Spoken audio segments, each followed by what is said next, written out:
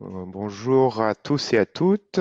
Bon, on découvre un petit peu le format. J'ai suivi un peu les débats de ce matin.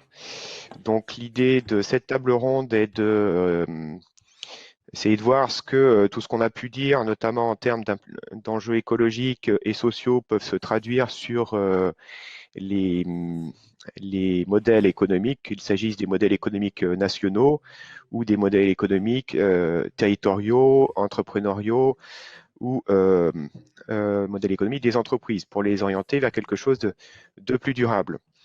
Alors quand on dit ça, évidemment, on est obligé de dire que les modèles actuels sont hérités du passé.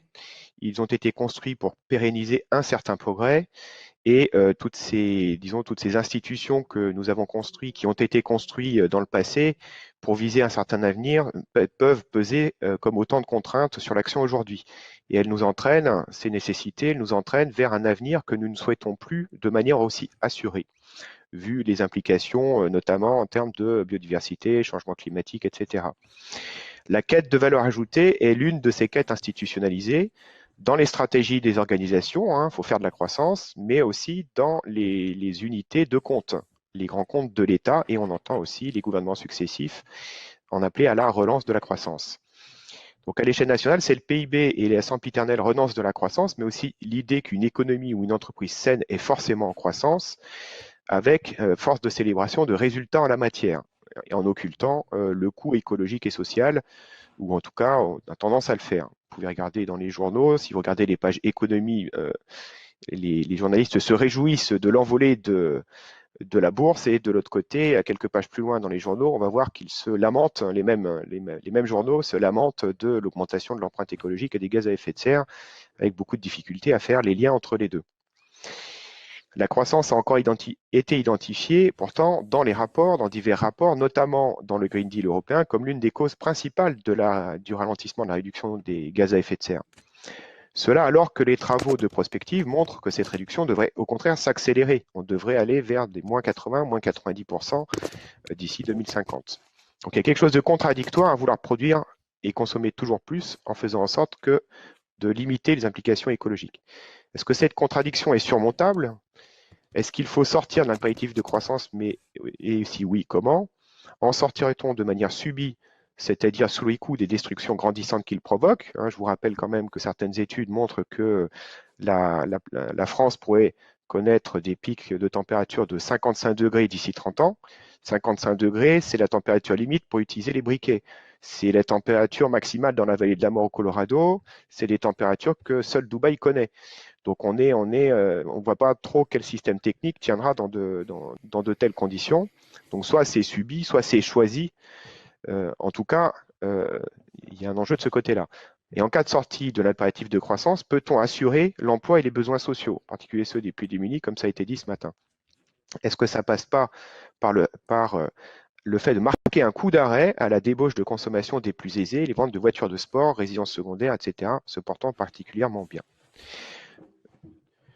Voilà pour, disons, brosser le tableau général. Alors, on vient de se caler parce qu'on a quelques défections, en fait, ou de modifications de l'ordre de la table ronde pour répondre à ces questions-là.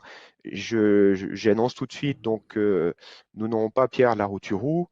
Nous aurons dans l'ordre Timothée Parric, Eva Sadoun et Marie Eklund, que l'on présentera après une introduction complémentaire que Léopold Kayser va faire à l'instant.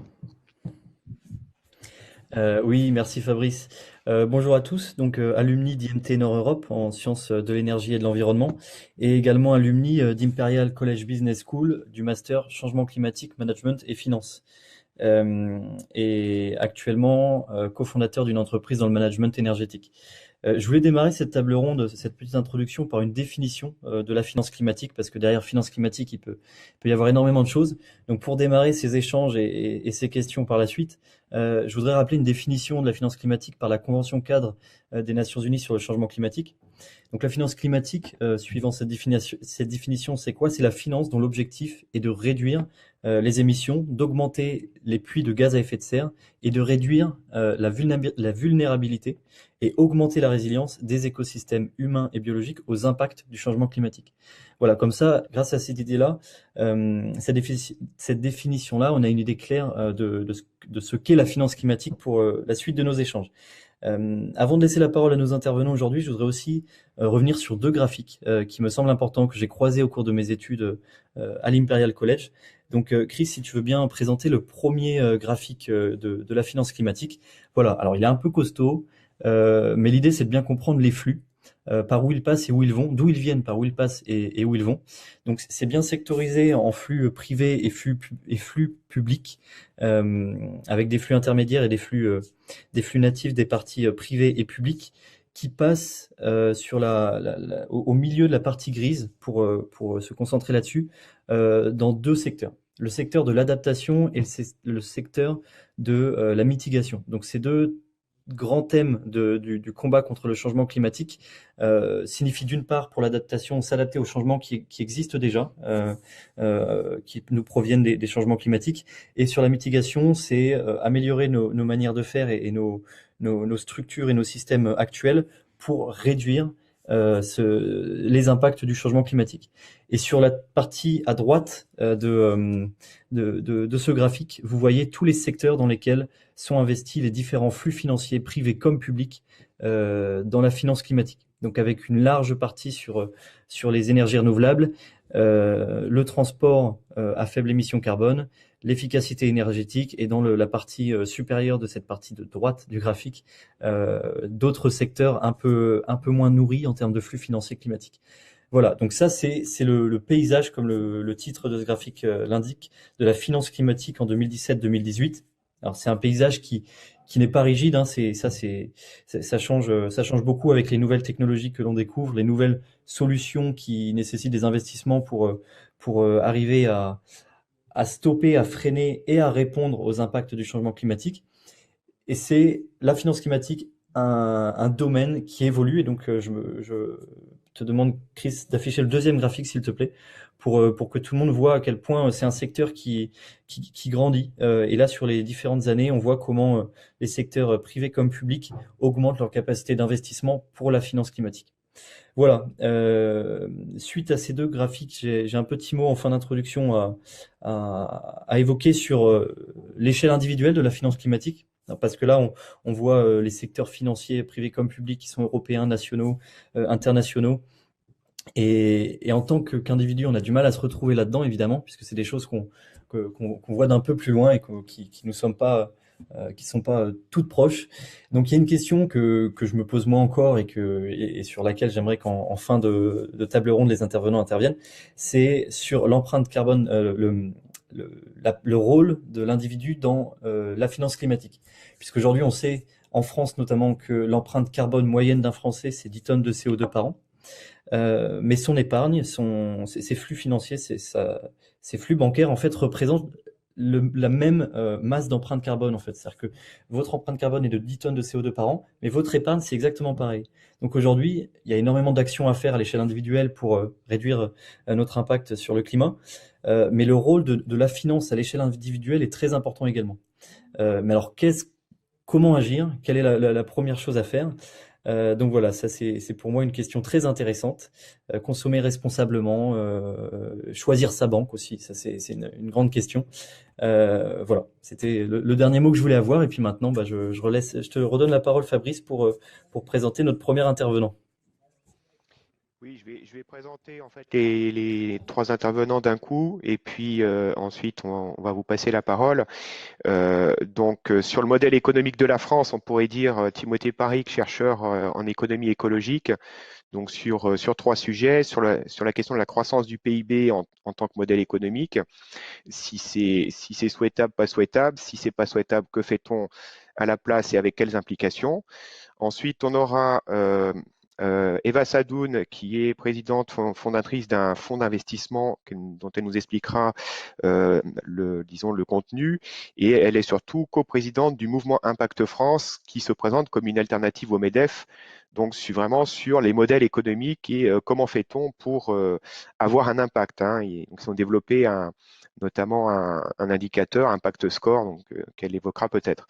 Et puis enfin, l'intervention de Marie Eklund, qui est également sur un fonds de financement d'entreprise, et qui nous expliquera ce que ça change d'investir dans le durable, en quelque sorte, par rapport au type d'investissement classique.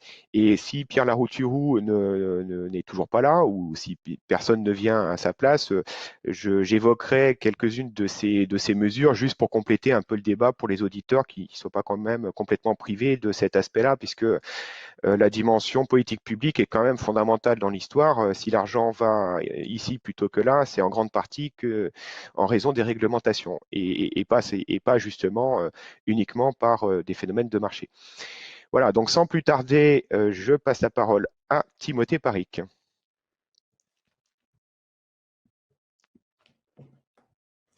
Ok, bonjour à tous. Super, très content d'être ici. Et comme Fabrice l'a annoncé, moi je vais essayer vraiment de faire 3 points essentiellement. Le premier point, il est assez difficile à entendre, mais c'est qu'on ne pourra pas verdir la croissance du PIB. Premier point. Qui en amène un deuxième, si on ne peut pas produire plus et verdir, eh ben, on n'a pas le choix, il va falloir produire moins. Qu'est-ce que ça veut dire? Ça, c'est le deuxième point. Et le troisième et dernier point, cette décroissance de la production, donc le produire moins, si organisé intelligemment, pourrait constituer un progrès social. Donc, c'est ce que je vais essayer de démontrer. Alors, mais il faut déjà passer par la première étape et parler un tout petit peu de découplage et de croissance verte. Alors, on entend souvent que la croissance des pays riches comme la France est verte, ou du moins est en train de le devenir. C'est faux. Enfin, pour être précis, c'est faux à 98%. Pour l'instant, quand on regarde les chiffres, on a réussi à verdir une toute petite partie de l'activité économique. Alors, elle est petite, cette partie, parce qu'elle ne prend en compte que quelques impacts écologiques. Alors, on parle souvent de carbone, mais presque jamais d'empreintes matérielles, d'artificialisation des sols, de perte de biodiversité, de pollution de l'air, de pollution de l'eau. Donc, on oublie souvent que les activités économiques, elles ont des impacts multiples au niveau des sources, au niveau des puits. Et puis, trop souvent, on parle d'impacts territoriaux, mais on ne prend pas souvent en compte la facture écologique de nos importations. Et même pour le carbone. Pour le carbone, on a réussi à décarboner qu'une portion infime de la production, et cela pendant une période de croissance très faible. Donc, on peut dire qu'on a utilisé un petit peu les low-hanging fruit, hein, les instruments les plus faciles nous permettant de réduire les émissions. Et maintenant, difficile de se dire si on va pouvoir faire vraiment beaucoup mieux et beaucoup plus rapidement que de ce qu'on a fait dans les 2 décennies d'avant. Donc, on parle aussi de découplage macroéconomique. Mais certains secteurs, malheureusement, ceux qui sont le plus intenses écologiquement, ne se verdissent pas du tout au fil des années. Alors, c'est le cas du transport automobile, de l'industrie de la viande et de l'aviation. Alors, moi, quand j'entends parler de croissance verte, ça me fait penser un petit peu, vous savez, à ces jus de fruits industriels, ceux qui contiennent seulement quelques pourcents de fruits. Ben, nous, c'est la même chose. On a une croissance verte avec seulement quelques pourcents de vert. C'est important de ne pas se laisser enfermer dans cette discussion parce que le PIB est un indicateur obsolète, sans corrélation aucune dans un pays comme la France, avec la qualité de vie. La vraie discussion, c'est de trouver un moyen de satisfaire des besoins concrets de la manière la plus écologique possible. Et pas de poursuivre bêtement un accroissement de la valeur monétaire en essayant tant bien que mal de réparer les débats après coup. Alors, l'étape numéro 2.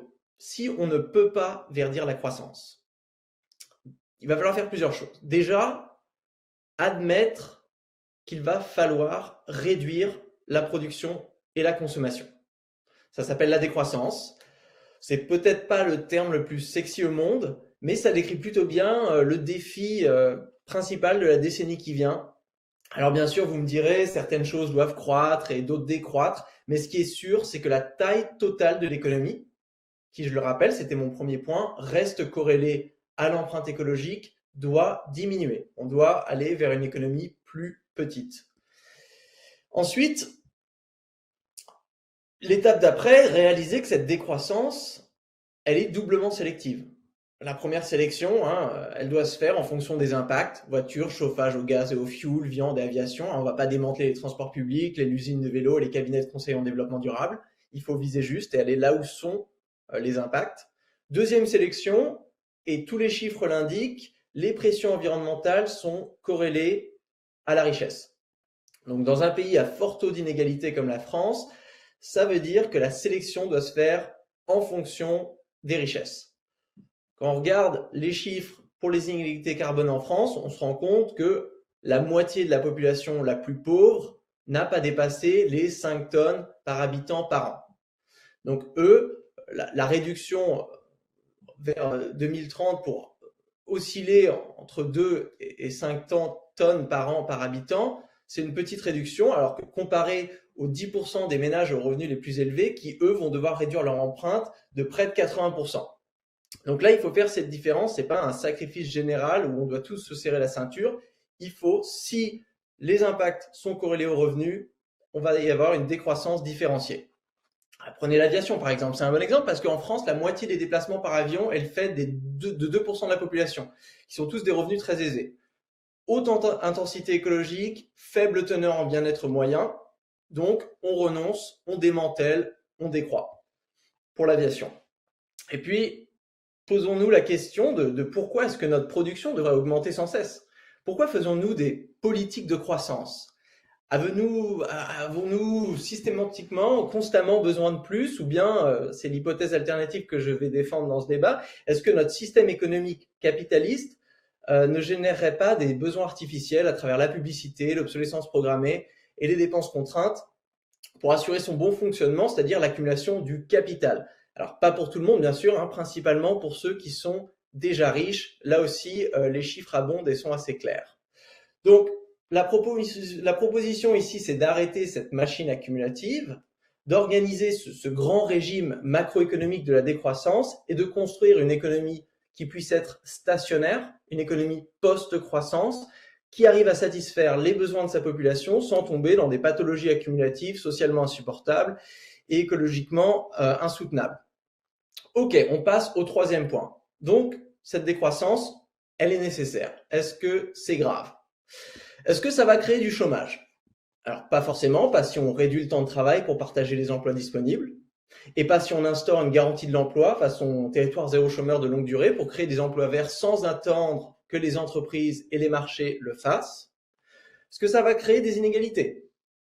Non, au contraire, une décroissance sélective, j'en ai parlé, des activités les plus intensives va dans le sens d'une réduction des inégalités. C'est simple, les plus riches jouissent des bénéfices financiers de la croissance aujourd'hui et les plus pauvres se retrouvent à éponger ces coûts sociaux et écologiques. Donc, des instruments redistributifs comme une taxe sur la richesse, moi je considère ça comme un outil de transition écologique. Est-ce que ça va créer de la pauvreté? Alors non plus. La France, quand on le calcule avec la méthode des budgets de référence, a un surplus national de 40% comparé à ce qu'elle aurait besoin pour satisfaire les besoins de sa population.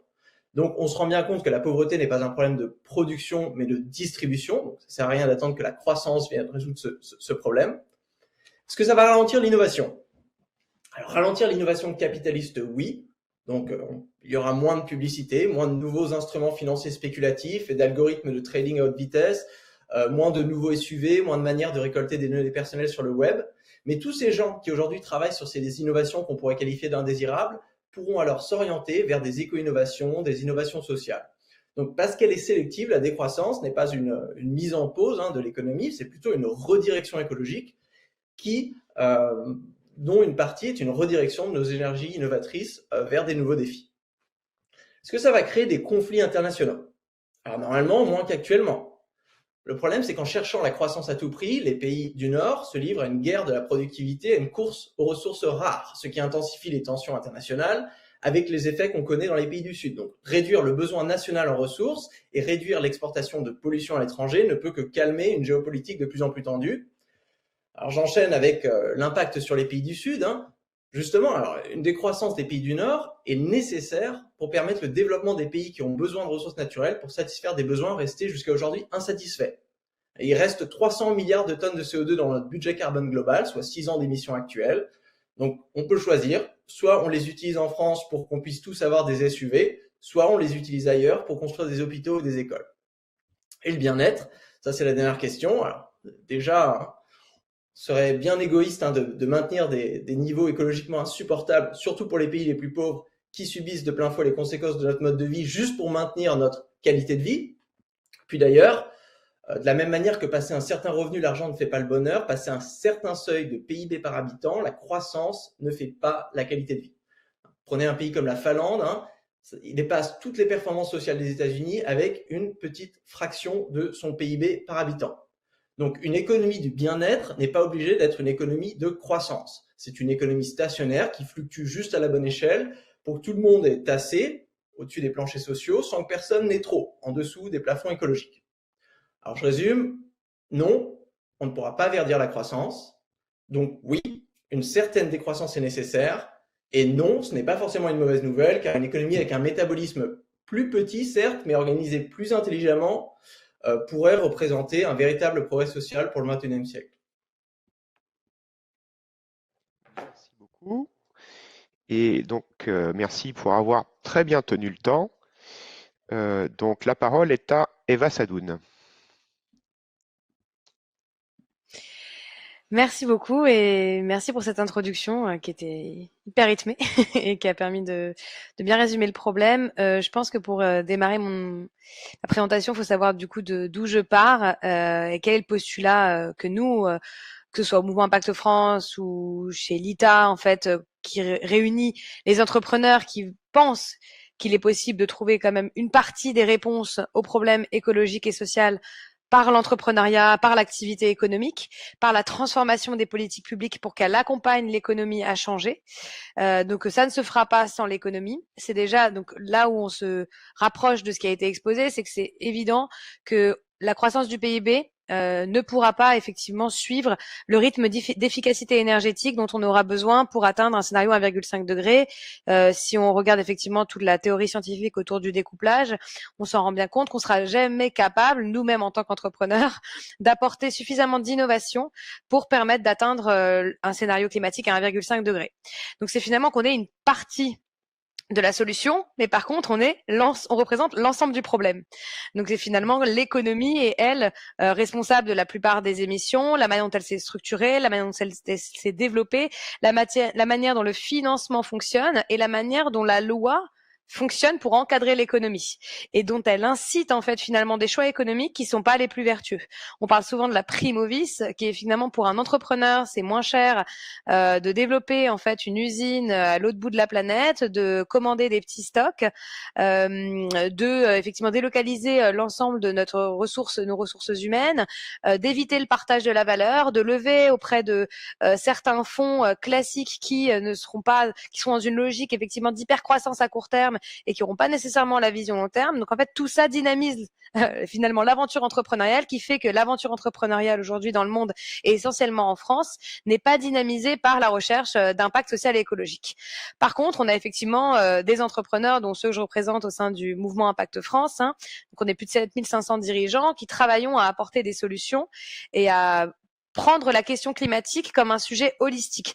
Donc pas que d'un point de vue du sujet climatique, on pense effectivement que la question de l'inclusion sociale, du partage de la valeur, du partage du pouvoir, adossé à des enjeux effectivement écologiques, permettront de créer la nouvelle forme d'entreprise qui sera la forme d'entreprise de demain qui permettra de résoudre ces enjeux-là. Tout le temps en intégrant quand même l'entrepreneur, parce qu'il permet quand même l'entrepreneur de créer une énergie économique qui résout ces problèmes-là et qu'on peut pas uniquement s'attendre à ce que le politique fasse tout le travail.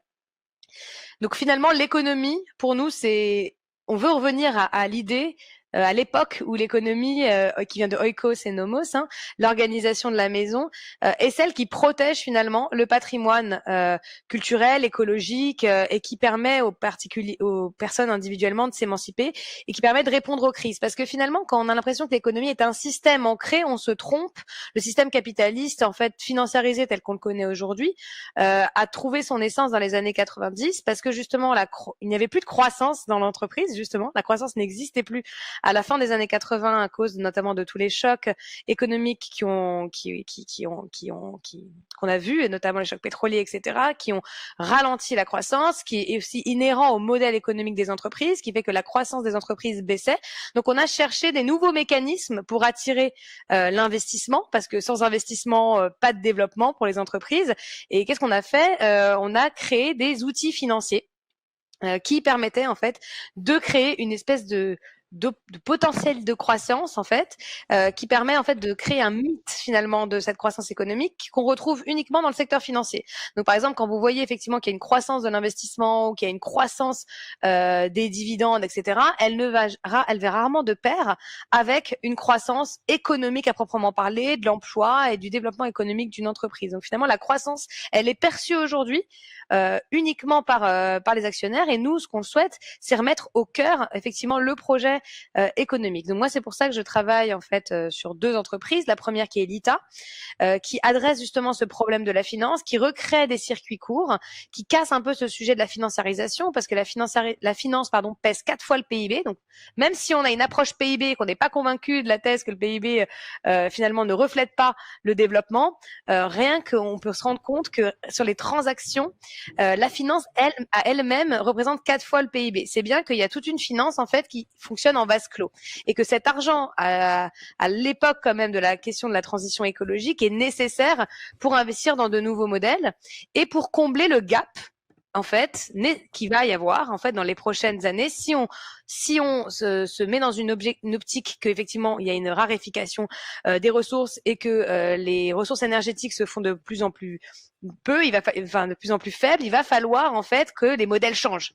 Et même s'il y a des entreprises qu'on ne veut, d'une certaine manière, on veut plus qu'elles existent, il faut quand même en fait se dire que ces entreprises regroupent en fait pas mal d'emplois, etc., et ont une structure qui fait qu'il faut quand même les accompagner pour qu'elles puissent changer de modèle. Mais en fait, changer de modèle, ça veut nécessairement dire faire moins de bénéfices pour elles. Effectivement, une entreprise comme Total en fait aura du mal à soutenir en fait son activité économique classique dans un monde à 4 degrés, et il va falloir effectivement accompagner la transition de ces entreprises-là, et ça se fera au détriment de la rémunération de leurs actionnaires. Et c'est pourquoi il faut effectivement qu'il y ait davantage de financement pour assurer cette transition-là, et il faut notamment avoir davantage de partage de la valeur, parce que finalement, on se rend compte que même si l'entreprise perd 30 points en fait de croissance, ce serait pas problématique en fait pour les salariés si le partage de la valeur était mieux fait.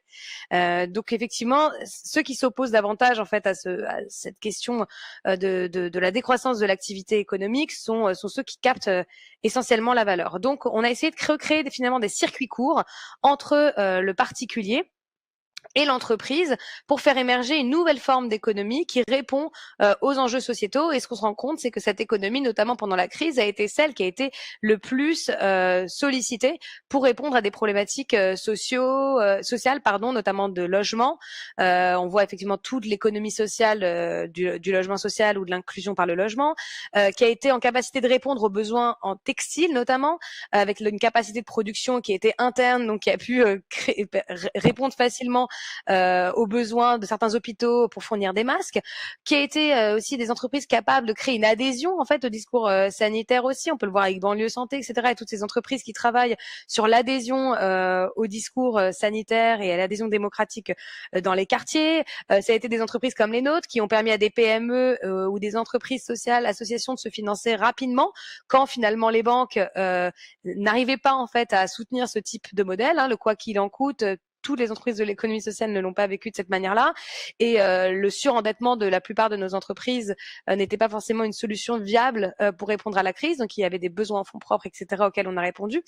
Donc voilà, donc ce type d'entreprise permet quand même finalement, dans des moments où l'économie est importante, d'être vraiment au soutien en fait des États. Et c'est ce qu'on essaye de prouver avec le mouvement Impact France, c'est que finalement l'intérêt général et défendre une économie d'intérêt général pour les États, c'est plus soutenable.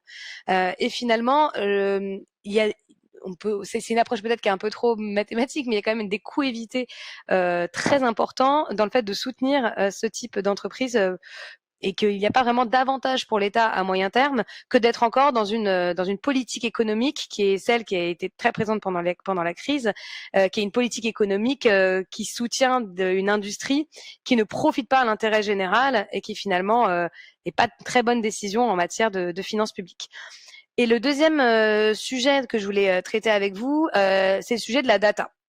En fait, aujourd'hui, effectivement, on a du mal en fait à évaluer l'impact de la finance climatique parce que la machine financière, c'est tellement déconstruite et c'est tellement intermédié que c'est compliqué en fait de comprendre réellement l'impact en fait d'un produit financier et comprendre vraiment cette algorithmie financière qui en fait existe et qu'il va falloir décrypter si on veut être capable de réallouer ces financements à la transition. Alors, ce qui a été apporté en introduction visant à dire que l'épargne individuelle a du pouvoir et on est capable avec nos choix individuels de réorienter la finance mondiale, c'est quelque chose que je partage parce que finalement on se rend compte, si on regarde même à l'échelle internationale, que sur les participations de ce qu'on appelle les asset managers dans des grandes entreprises internationales, c'est 80% qui vient des fonds de pension et finalement c'est l'épargne retraite. Donc il y a vraiment beaucoup de choses à faire sur le fait de donner l'information aux individus pour qu'ils soient capables de réorienter eux-mêmes leur choix d'épargne. Mais pour ça, il faut accéder à la data. Et ça fait 3 ans du coup qu'on travaille avec une équipe de data scientists et avec mon entreprise, justement essayer d'identifier en transparence l'allocation directe d'un produit d'assurance vie, disons, qui est surintermédié par des fonds qu'on appelle les fonds euros et par notamment des fonds d'investissement qui derrière vont placer ou vont répliquer des indices. Je vais pas vous faire un cours là de finance, on n'aura pas le temps, mais le sujet n'est pas juste l'allocation en fait des produits financiers. On dit souvent le problème est que la banque finance les fossiles. C'est un problème en soi, mais le problème pour moi, il se loge davantage dans les techniques financières plutôt que dans les allocations. Parce que changer une allocation, c'est facile. Changer une technique, c'est tuer un produit financier, quoi. Et une technique financière qui se fait beaucoup aujourd'hui, et je finirai là-dessus parce que je pense que c'est important d'avoir aussi ça en tête, c'est ce qu'on appelle les ETF, donc c'est de la réplication d'indices, et c'est une énorme partie de l'épargne en France, et même de l'épargne éthique, donc il faut faire très attention. Et qu'est-ce que c'est un ETF finalement? C'est, vous avez un indice qui est le CAC 40 et vous le répliquez. Ça veut dire vous répliquez la performance. Et donc finalement, il n'y a pas de financement de l'activité. C'est juste de la réplication d'indices. On vous promet une performance similaire. Et il y a une grosse partie de ces ETF, c'est de la réplication synthétique. Ça veut dire que au-delà de la réplication, le produit va financer des choses, mais qui n'ont rien à voir avec ce que vous avez sur votre rapport. En fait, ils vont essayer de répliquer la même performance et s'ils arrivent avec leurs investissements à faire plus de performance, c'est la société de gestion qui va prendre le cash et vous aurez l'impression que vous avez financé quelque chose que vous n'avez pas financé. Bref, tout ça est assez complexe, mais finalement, c'est la racine du problème. C'est que pour travailler sur une finance qui est climatique, qui est en faveur de la biodiversité, il faut déjà avoir des produits qui financent de l'activité réelle. Et c'est sur ça que je m'arrêterai. Et en tout cas, si vous voulez avoir une visibilité sur la performance de vos produits financiers, vous pouvez télécharger Rift app. Maintenant, on a 80% de taux de couverture depuis du coup une semaine et on a des indicateurs du coup biodiversité, climat, risque physique, etc. qui vous permettent d'avoir vraiment une vision sur la performance et la durabilité de vos produits d'épargne. Merci bien. Donc ça, c'est des éléments aussi qu'on pourra verser à la bibliographie. Donc la parole est à Marie Eklund. Merci. Moi, je vais finir le tour de table peut-être avec une vision un peu plus micro, en fait. Donc moi, je suis investisseur en capital risque depuis une vingtaine d'années. J'ai accompagné toute la transition du numérique et donc le financement des startups en France et en Europe. Et ce qui est très intéressant quand on voit ça et quand on participe finalement à cet écosystème, c'est qu'on se rend compte que la finance agit vraiment comme du machine learning, c'est de l'intelligence artificielle. Ça veut dire que fondamentalement, les décisions qui sont prises à un instant donné reposent sur les données historiques et en essayant d'optimiser sur la performance financière. Et donc, fondamentalement, on est en train de reproduire le passé.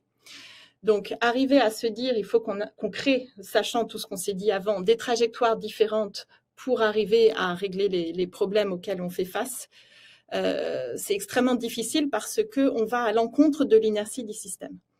Donc, ce qui est important, c'est de se dire, du coup, comment on prend le problème autrement. Donc, c'est ce qu'on a essayé de faire, nous, avec 2050, en se disant, en fait, quand on est dans ce monde-là, on voit que quand on investit, l'argent, c'est de la puissance. Donc, quand on investit à tel endroit plutôt que tel autre, on est en train de façonner la société en se disant, on va plutôt l'emmener dans tel sens, dans ce sens-là, plutôt que dans celui-là. On n'est pas en train de prédire le futur, c'est beaucoup plus autoréalisateur qu'on ne le croit. Donc, la question derrière qui vient naturellement, c'est quelle est la société qu'on a envie de façonner, en fait? À quoi est-ce qu'on veut contribuer? Ce qui pose la question de globalement se projeter dans le futur et de se dire, quels sont les problèmes qu'on veut régler, c'est quoi les grands sujets, et la vision et les valeurs et la destination, finalement, l'intention, et de la poser au démarrage. Et ce qu'on a fait à 2050, ce qui nous a permis de prendre le problème différemment. Donc, on a commencé par poser, nous, ce qu'on veut, c'est contribuer à un futur fertile. Ça veut dire un futur qui est certes productif, mais qui est évolutif. Il s'adapte naturellement aux grands changements, qu'ils soient technologiques, qu'ils soient environnementaux, qu'ils soient sociaux. Et il est aussi beaucoup plus divers, puisqu'on voit bien qu'il faut sortir de cette idée de standardisation, centralisation à tout prix. Donc, on part de ce postulat-là, et après se pose la question de la stratégie d'investissement. Du coup, on investit dans quoi ? Et quelles sont la manière, là encore, où on s'est posé la question, c'est de se dire, on veut régler quel problème? Et donc, on veut atteindre quel objectif d'ici 2050? Le premier, c'est qu'il faut qu'on mange tous et qu'on mange de manière saine. Le deuxième, c'est qu'on puisse prendre soin de notre santé au quotidien, dans un monde connecté, dans un monde où le rapport au travail change, où l'environnement autour de nous change. Troisièmement, on veut qu'on puisse vivre et produire de manière durable. Donc là, évidemment, il y a tout le grand sujet de la décarbonisation des industries. Quatrièmement, il faut pouvoir changer les modèles éducatifs et culturels pour que chacun d'entre nous puisse participer à cette révolution fertile. Et puis, cinquièmement, il faut remettre de la confiance à la fois au cœur de nos sociétés avec un système de l'information qui permette que les démocraties fonctionnent, mais aussi au cœur de l'économie avec un système assurantiel qui nous couvre sur les nouveaux risques, un système bancaire qui permet de financer le long terme. Donc, une fois que c'est posé, se pose là encore la question de dire, ok, très bien, on a prenons par exemple l'exemple de l'agriculture, on a cet objectif de comment est-ce qu'on va tous se nourrir et se nourrir de manière saine. Et là, on s'intéresse à ce moment-là à comprendre où sont ce qui empêche en fait ça. Quand on regarde la filière de l'agroalimentaire, où sont les nœuds? Qu'est-ce qui empêche la bascule de ce marché vers une agriculture et un système agroalimentaire qui soit résistant au changement climatique, qui permette la bonne santé des gens, donc on regarde les nœuds en fait. Et ce dont on se rend compte quand on fait ça, c'est qu'en fait, il y en a à tous les maillons de la chaîne. C'est-à-dire qu'il y a des problèmes au niveau de la transmission des terres. Il y a des problèmes sur la qualité des sols. Il y a des problèmes de formation des agriculteurs, à la fois formation continue, formation initiale. Il y a des problèmes de réglementation sur les semences, sur la PAC, sur plein de choses. Et donc, à tous les maillons, il y a des nœuds et qui, en tant que tels, si on agit uniquement à un endroit et pas aux autres, eh bien, ça ne permet pas cette transformation. Et donc, nous, ce qu'on a décidé de faire, c'est d'agir à un niveau écosystémique en se disant, il faut qu'on comprenne ces nœuds-là et qu'on puisse arriver à les faire basculer. Et quand on les voit, et typiquement tous les exemples que j'ai cités, il n'y a pas de modèle économique derrière. C'est-à-dire que autant en bout de chaîne sur le système agroalimentaire, on voit qu'il y a une demande de consommation différente pour avoir des ingrédients qui soient bio, qui soient locaux, qui soient plus en respect des animaux, qui soient plus en respect des agriculteurs avec c'est quoi le patron, ce genre de succès de Yucca, etc. Mais il y en a d'autres où il n'y a pas d'opportunité business possible en fait. La formation des agriculteurs, il n'y a pas de modèle économique. Il n'y a pas un agriculteur qui est capable de payer et de faire tout ce changement-là. Donc, du coup, ce qu'on a décidé, c'est, en finançant des écosystèmes, de dédier 10% de l'argent qu'on investit à des communs purs. C'est-à-dire qu'on n'en attend aucun retour financier direct, mais on finance de la recherche, on finance du savoir partagé, on finance du plaidoyer, on finance de l'open data, de l'open source. Donc, rien que cette idée de mélanger un financement d'entreprise avec un financement de commun pour arriver à avoir une vision systémique et créer des effets d'entraînement est très neuve en fait. Donc ça, c'est la première des innovations où on s'est dit c'est important qu'on puisse, comme ce sont des changements systémiques à insuffler, eh bien comprendre les systèmes et appuyer dans cette dynamique-là. La deuxième chose qu'on a faite, c'est de se dire, bon, bah, c'est très bien de penser ça, mais il ne faut pas que les entreprises qu'on finance, eh bien, elles créent des nouveaux problèmes. Il ne s'agit pas de régler le problème à un instant T et d'en recréer des nouveaux juste après. Donc, comment est-ce qu'on vérifie que les entreprises qu'on a financées, eh bien, elles sont alignées, c'est-à-dire qu'elles arrivent à aligner leur intérêt économique avec ceux de la société et ceux de la planète. Et c'est extrêmement facile à dire, c'est très dur à faire.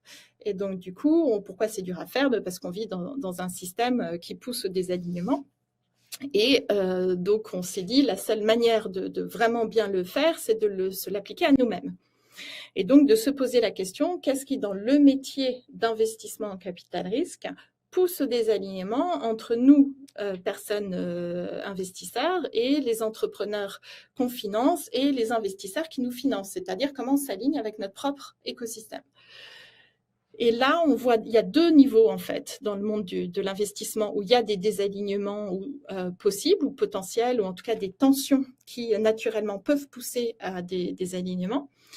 Il y en a un qui est au niveau du produit, c'est-à-dire que la plupart des fonds en fait qui financent ce type d'entrepreneurs, ce sont des fonds avec une durée de temps qui est limitée et qui du coup poussent, comme ce qu'on fait, c'est que quand on investit dans une entreprise, on achète des actions à un certain prix. L'entreprise grandit et on revend en fait dans un horizon de temps au bout de 5, 6, 7 ans et on prend la plus-value entre le prix des actions qui évidemment en principe a augmenté. Mais comme le fonds est à durée de vie finie et que la plupart du temps ça dure 10 ans, ce qui est déjà un horizon de temps extrêmement long en finance, et bien du coup on force un peu la revente des entreprises ou en tout cas la liquidité des actionnaires. Donc, soit l'introduction en bourse, soit le fait de tourner en termes d'actionnaires, etc. Donc, ce n'est pas un produit finalement, c'est un produit très long terme en finance, mais à l'échelle d'une entreprise, ça crée des contraintes qui sont très artificielles. Donc, du coup, on a monté un produit qui est complètement ouvert avec cette idée que la liquidité doit se créer au niveau du fonds et non pas au niveau des entreprises qu'on finance. Et la dernière chose qu'on a faite pour essayer de s'aligner, et là, c'est un sujet où finalement, on a pris l'ESG par la gouvernance, c'est que l'autre endroit de désalignement, c'est qu'on ne s'en rend pas compte, mais une entreprise dans la finance, en fait, elle a un incentive financier qui est assez important au niveau des actions de la société de gestion elle-même. Pourquoi? Parce que c'est un métier qui prélève un pourcentage sur les flux gérés, en fait. Et donc, quand on est une société de gestion, il y a les actionnaires de cette société de gestion, donc les gérants financiers. On a un incentive financier qui est potentiellement en décalage, puisqu'on va augmenter la valeur de notre entreprise en gérant beaucoup d'argent, et le plus d'argent possible. Mais on va augmenter la valeur de l'écosystème en faisant que les investissements qu'on a faits performent. Et là, du coup, on a complètement réglé le problème en se disant il faut que notre société de gestion soit elle-même un commun qui soit gouverné par l'écosystème. Et donc, on a rompu ce modèle actionnarial au niveau de la société de gestion en donnant l'ensemble des actions à un fonds de pérennité qui, lui, est garant de la mission dans le temps, donc la société ne peut pas être vendue, et veille à ce que la gouvernance soit représentative des intérêts de l'ensemble de l'écosystème, puisque tous les parties prenantes sont représentées au niveau de ce conseil d'administration. Donc en fait, c'est un exemple de quand on essaie concrètement de changer les choses sur les terrains, ce qu'on peut imaginer comme nouveau type de produits financiers pour accompagner cette transition-là. Donc, voilà. pour compléter, super. Pour compléter un petit peu le propos, je vais juste ajouter certaines des mesures de Pierre Larouturou, histoire que la table ronde ne soit pas complètement déséquilibrée en fait par son absence. Donc, je ne suis pas Pierre Larouturou et je ne défends pas son programme, mais voici quelques-unes de ces mesures. Donc, la mesure qui revient un petit peu tout le temps de ce que j'ai pu voir, c'est de créer une banque européenne climat et biodiversité qui prêterait 1000 milliards d'euros par an pour favoriser le développement d'économies bas carbone et de protection de la biodiversité et créer un budget climat de 100 milliards d'euros par an de fonds d'aide aux collectivités, à la recherche, aux économies bas carbone, etc. Et on retrouve aussi les différents domaines que vous avez évoqués, à savoir l'énergie, l'isolation du logement, la mutation de l'agriculture, l'évolution des modes de transport, l'évolution des modes de production industrielle. Et donc, il n'est pas précisé dans quelle mesure, comment il fait pour cibler ses investissements. Je pense que la question qui était soulevée par Marie Eklund, elle se situe à ce niveau-là, c'est-à-dire que bon, on peut effectivement, disons, de manière centrale, émettre de l'argent, faire du crédit en quelque sorte. Hein, c'est un pouvoir de l'État, qui est celui de la création monétaire. Il est possible de le faire. Maintenant, il faut qu'il soit bien ciblé et qu'il n'aille pas prolonger les modèles économiques dont on veut justement favoriser la réorientation. Hein. Donc, il n'y a pas forcément beaucoup de détails dans son programme, ce qui est un petit peu dommage, mais bon, c'est pas forcément peut-être d'autres endroits il a détaillé dans un livre ou ce genre de choses. Alors, comme je pense qu'il n'a pas non plus, il a bien conscience de ça, il propose aussi de développer des ateliers climat sur les territoires de telle manière à ce que justement savoir ce qu'on veut, où on veut aller, que les territoires puissent le décider de manière un petit peu plus structurée. Dans une précédente table ronde ce matin, il était question de contrôler les usages. Vous avez tous les trois aussi évoqué cette question des usages. Est-ce qu'on a besoin de trading à haute fréquence? Est-ce qu'on a besoin de ceci? Est-ce qu'on a besoin de cela? Est-ce qu'on a besoin de très grandes dépenses de marketing pour acheter des choses qui servent à rien, etc., etc. Bon, tout ça, ça se restructure et notamment en termes de réorganisation de l'espace public de telle manière à ce que tout à chacun puisse se réapproprier ses choix et ses modes de vie. Voilà, donc j'ai pas beaucoup détaillé, mais vous pouvez trouver sur le site Les Jours Heureux 2022 quelques éléments. Et alors là, c'est plus ancien, mais sur le site de Nouvelle Donne, un détail plus approfondi des mesures qui sont proposées. Alors dans les conclusions quand même, c'est intéressant de voir qu'il a essayé de chiffrer la question de l'emploi. Est-ce que tout ça, ça reviendrait à faire des chômeurs? Question posée par Timothée Paric. La réponse est dans ce calcul-là, non. Au contraire, ça créerait beaucoup d'emplois. Est-ce que ça réduirait le PIB? C'est pas une réponse, c'est pas une question qui pose véritablement, mais la question est posée et y compris en termes de qu'est-ce qu'on donne comme mode de vie. Comment est-ce qu'on symbolise la réussite? Est-ce que la réussite, c'est d'avoir un gros yacht, une grosse Porsche, ou est-ce que c'est autre chose? Donc il y a toute une manière d'imaginer son propre avenir en tant que contribution positive à la société et à la planète. Voilà, je ne vais pas être trop long parce que je joue juste le rôle de palliatif à l'absence d'un de nos invités, mais ça me paraissait quand même important de finir en remettant vos différentes contributions dans une perspective de politique publique.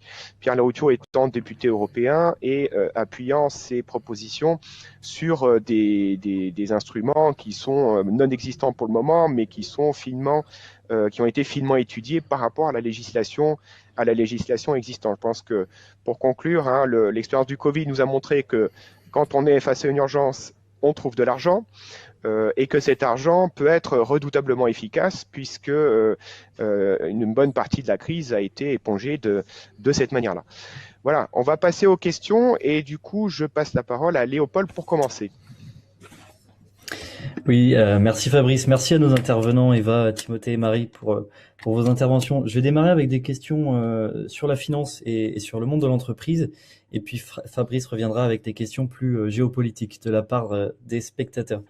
La première question qu'on souhaite vous poser est axée décroissance, et plusieurs sont sur ce thème-là. Donc c'est la suivante: comment la France se placerait sur le marché mondialisé dans le cadre de la décroissance s'il y a des différentes vitesses de décroissance, voire une vitesse nulle chez les autres grands pays développés, les États-Unis, la Chine et la Russie?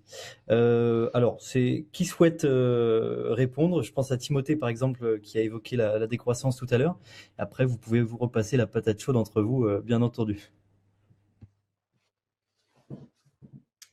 Ok, je peux commencer. Je ne sais pas si vous m'entendez. Oui, c'est bon? Oui.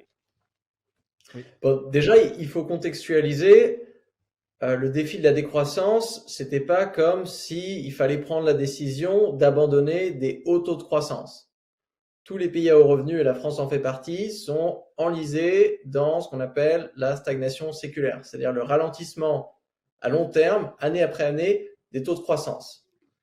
Donc, une autre façon de dire la même chose, c'est de se dire la décroissance, ou plutôt construire une économie qui puisse prospérer sans croissance, c'est un mécanisme de défense pour permettre d'adapter, en fait, de protéger la résilience, la capacité de nos économies vraiment à satisfaire nos besoins dans un contexte de croissance incertaine. Donc, après, sur la question de l'interaction entre un pays qui déciderait d'avoir des politiques plus radicales de décroissance, le problème, c'est que le mot décroissance nous ramène tout de suite à cette espèce d'indicateur agrégé qu'est le PIB. Mais c'est plutôt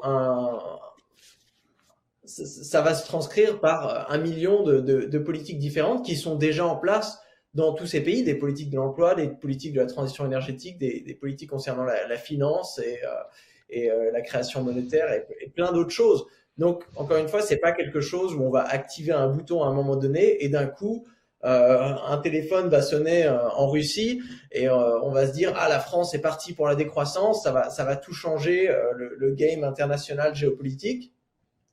La véritable question qu'il va falloir se poser, c'est est-ce qu'on peut continuer à en fait axer la performance nationale sur cette espèce de recherche de l'attractivité internationale, et si oui, comment est-ce qu'on vient définir l'attractivité, donc les critères de performance, et là Eva en parlait, d'essayer d'élargir cette notion d'investissement pour montrer que la décroissance et plus largement cette construction d'une société, d'une économie qui puisse prospérer sans croissance, c'est un élargissement des impacts. Je pense que ça augmente, on va dire, la productivité, mais ça sera une productivité qui va créer de la valeur ajoutée sociale et écologique qui, parfois, et là, ça sera la plupart du temps, d'où la décroissance, si on la mesure en termes de retours financiers, ça sera des retours négatifs. Donc là, je pense qu'il va y avoir un besoin d'organisation internationale pour pouvoir faire en sorte que ces actions ne soient pas interprétées de l'étranger, régionalement, internationalement, comme des espèces de mini-crises, comme des espèces de mauvaise productivité, mais justement comme le contraire.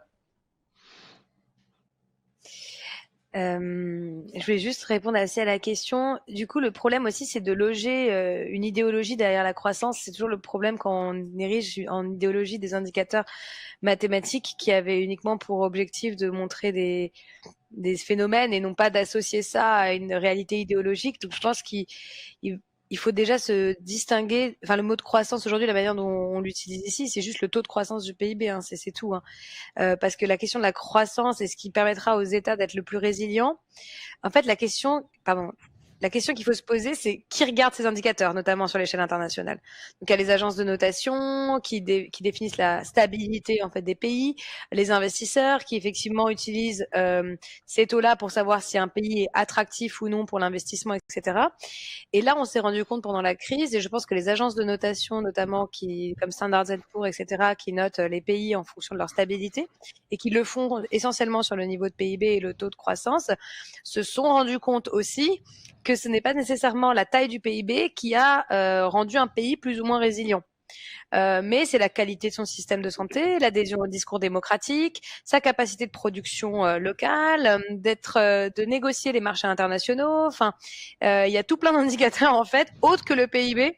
À part quand on a un PIB tellement élevé qu'on est capable de faire un énorme chèque, mais ça suffit pas quoi. Et on l'a bien vu dans certains pays ultra développés. Donc finalement, je pense que le sujet, il doit se poser sur la stabilité et la prospérité de l'économie, et c'est celle-ci qui fera qu'en fait, on ne déclassera pas finalement l'économie française et l'économie européenne des autres économies. La question, c'est quels indicateurs on met derrière du coup la croissance. Parce que pourquoi moi j'aime pas parler de décroissance, même si je rejoins les familles idéologiques de la décroissance d'un point de vue des émissions internationales, c'est que je pense que il faut retrouver de la croissance dans le sens, il faut retrouver la croissance de l'emploi, la croissance du bien-être. Il y a aussi, il faut casser les mythes. Disant qu'en fait effectivement la croissance des PIB de ces dernières années a toujours amené effectivement à la croissance du niveau de vie. On sait très bien qu'en Allemagne notamment ou aux États-Unis, plus la croissance du PIB a augmenté, plus le niveau de pauvreté aussi a augmenté. Donc la Deutsche Qualität dont on parlait en Allemagne n'est pas la qualité des citoyens allemands, et plus la qualité de l'économie financière. Et après, la question, c'est l'attractivité dont tu parlais juste avant. Et le sujet de l'attractivité, en fait, il peut s'influencer par un soft power. Et c'est ça aussi qu'il faut se dire. En fait, c'est la question du récit. La raison pour laquelle les États-Unis se sont imposés comme le modèle d'investissement international, c'est qu'ils ont créé un récit désirable pour demain, pour tout le monde, quoi. Le récit libertaire, le récit libertaire de la technologie, etc. Donc le solutionnisme technique qui aujourd'hui on voit les failles. Et c'est pour ça qu'on peut créer un nouveau récit d'attractivité, je pense, financière, basé sur le fait que le récit d'hier n'est pas le récit de demain, que l'économie qui sera résiliente, c'est celle qui résistera justement à ces chocs, que ce soit des chocs énergétiques, des chocs climatiques, des chocs sociaux, etc. Parce que quel avenir en fait on donne typiquement à certaines technologies quand en fait une crise sociale peut complètement être problématique pour ces technologies. Je pense là par exemple aux crypto. Je sais pas si vous avez vu ce qui s'est passé au Kazakhstan, où en fait le fait il y a énormément de data mining qui se fasse au Kazakhstan fait que le prix de l'énergie au Kazakhstan a augmenté, qui fait que la population en fait locale du Kazakhstan il y a eu les gilets jaunes version Kazakhstan, qui fait que derrière ils ont fermé une tonne de serveurs, etc. Et ça a même questionner en fait l'incompressibilité aux crises en fait que peut avoir aussi ces technologies là. Donc en fait, si une technologie et si un modèle il n'est pas ancré sur une réalité environnementale, une réalité du vivant, une réalité sociale, il n'a pas vocation à durer. Et je pense que c'est ça le récit de l'attractivité de demain qu'on pourra présenter à l'échelle internationale, qui fera qu'encore une fois de l'économie européenne et française ne sera pas déclassée. Alors, une autre question. Merci est... Eva, Timothée. Ah, c'est sur la géopolitique? Sinon, vas-y Fabrice, je t'en prie. Oui, ce que pensent les autres pays. Donc là, on parle du modèle de la France, mais que font les autres pays? Moi, j'ai en tête le modèle de la Chine qui met beaucoup en avant le concept d'éco-civilisation avec des réglementations sur le carbone qui peuvent être assez drastiques.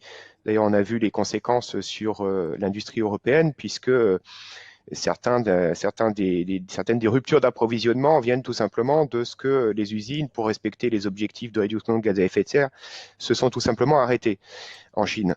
Est-ce que vous avez, disons, des retours sur d'autres pays de ce type-là? Est-ce que le modèle qu'on est en train d'imaginer là, tous français autour de la table, est-ce que c'est des choses qui sont en train d'être discutées ailleurs, ou est-ce que les autres pays cherchent à maintenir le modèle de croissance libertaire évoqué et très vorace qui a été évoqué?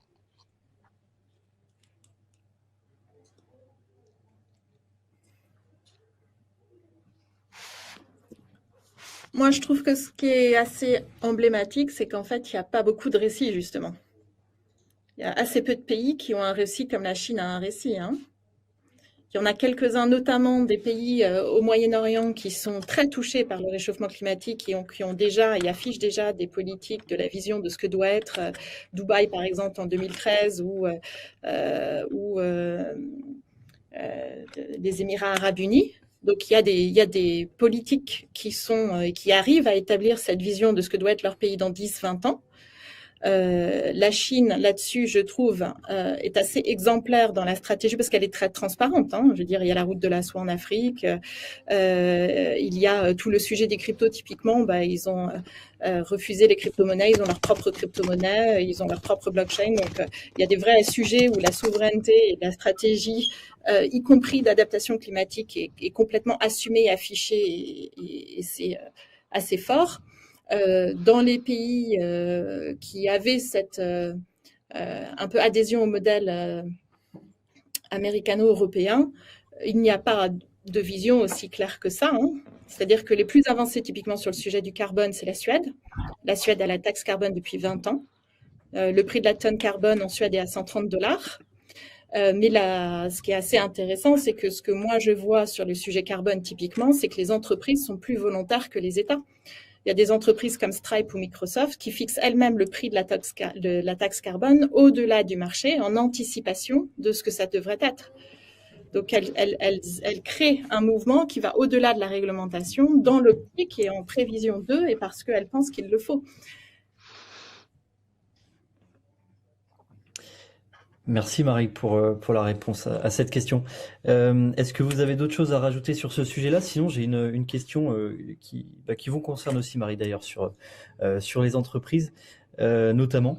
Parce qu'aujourd'hui, notamment une partie des jeunes ont une certaine défiance envers le monde de la finance, par justement les associations qu'on peut faire entre le monde de la finance et les impacts du changement climatique par des entreprises moins vertueuses qui seraient financées.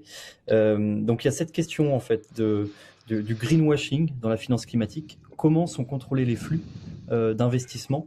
On entend parler de stratégie ESG, de stratégie RSE, des CDP, les Carbon Disclosure Project. Alors, comment s'assurer que les flux d'investissement tombent dans des structures, dans des innovations qui permettent réellement d'apporter une solution à un impact du changement climatique? Comment éviter le greenwashing dans le monde de la finance et ainsi réconcilier en fait ces deux mots, la finance et le climat, pour donner cette finance climatique qu'on avait en introduction tout à l'heure? Je pense qu'Eva va avoir une réponse plus précise que moi. Moi, je peux dire un peu comment... Je vais peut-être juste, comme la question a été posée, dire on a un enjeu énorme de sortir de... Comment dire on a deux enjeux énormes. Un, c'est justement d'alignement, c'est-à-dire d'alignement de la finance. Il faut que c'est pour ça que nous, on a fait tous ces changements structurels sur le produit et sur la société elle-même, d'aligner ses propres intérêts financiers avec ceux de la société et ceux de la planète. Ça implique aussi de pouvoir les visibiliser. Donc, typiquement, il y a une chose qui est assez intéressante, c'est qu'on demande à toutes les entreprises qui satisfont des réglementations ESG ou sur les fonds d'impact d'avoir un reporting qui va bien au-delà en termes de données et d'indicateurs que des entreprises ou des fonds qui ne le sont pas. Donc, on demande aux gens qui prétendent avoir un impact positif de justifier du fait qu'ils ont un impact positif, mais on ne demande pas du tout aux autres de mesurer un quelconque impact qui serait négatif. Donc, on a un enjeu qui est d'arriver à établir des critères un peu internationaux de mesure des performances autres que les performances financières. On a un autre enjeu qui est de les mettre au même niveau, parce que la plupart du temps, on appelle ça des trucs extra-financiers, ce qui montre bien la prédominance de la finance. Donc, je dirais, le vrai sujet, c'est d'arriver à justement faire en sorte que ces indicateurs veulent dire quelque chose et qu'on ait intérêt à y aller et que ce soit pas quelque chose dont on peut s'extraire, quoi. Et je pense qu'une des solutions, c'est vraiment de faire apparaître aussi la notion de risque. C'est-à-dire que, typiquement, moi, dans mon métier, les gens nous parlent tout le temps de la performance de telle ou telle entreprise. Et ce qu'on reporte historiquement sur des valorisations de portefeuille, par exemple, on ne reporte jamais sur le risque associé à ce portefeuille-là. Un risque environnemental ou un risque social, etc. Donc, dans le private equity, on est beaucoup moins, je dirais, étoffé parce que c'est des plus jeunes entreprises, parce que ce sont des produits financiers moins sophistiqués. Mais clairement, je pense que la bonne manière d'appréhender, qui serait une manière plus facile, en tout cas a priori, c'est de se dire, bon, mais attendez, c'est quoi votre risque environnemental, c'est quoi votre risque social? Si on a une taxe carbone à $130 pour tout le monde, quelle est réellement, comment ça s'intègre dans votre PNL? Et donc, il y a forcément une performance financière qui va décroître avec ça, quoi. Eva? Non, ce qui est bien par rapport à ce que vous dites, c'est que notamment la Banque centrale européenne a fait des stress tests climatiques justement pour identifier ces risques en fait liés à la non-transition des entreprises. Et ce qui serait bien, c'est qu'effectivement ces algorithmes soient ensuite utilisés pour les politiques de crédit et soit du coup effectivement permettre d'introduire en fait une nouvelle vision de l'entreprise basée aussi sur le risque climatique et environnemental. Et pas que en risque physique, aussi en risque global de transition. Et le problème, c'est qu'aujourd'hui, notamment les États-Unis défendent des modèles d'évaluation basés essentiellement et uniquement sur le risque physique. Et donc le risque, en fait, vraiment lié à l'impact du changement climatique sur l'activité économique de l'entreprise, disons l'impact d'une inondation sur une usine, quoi, pour être très simple, mais au final c'est ça, et qui ferait que, en fait, si on est dans la métaverse plus et ben en fait le risque il serait pas intégré en fait, ou il serait intégré au niveau du data mine, mais en fait si on trouve des innovations et en fait on s'en sort jamais, voilà. Et si en fait on a une approche qu'en risque physique, on s'en sort jamais. Alors que si on approche une approche en externalité environnementale, externalité sur la biodiversité, etc., on sera davantage en capacité de lutter contre le greenwashing, donc de voir le réel impact finalement de la finance. Pour ça, je vais vous donner des solutions très concrètes.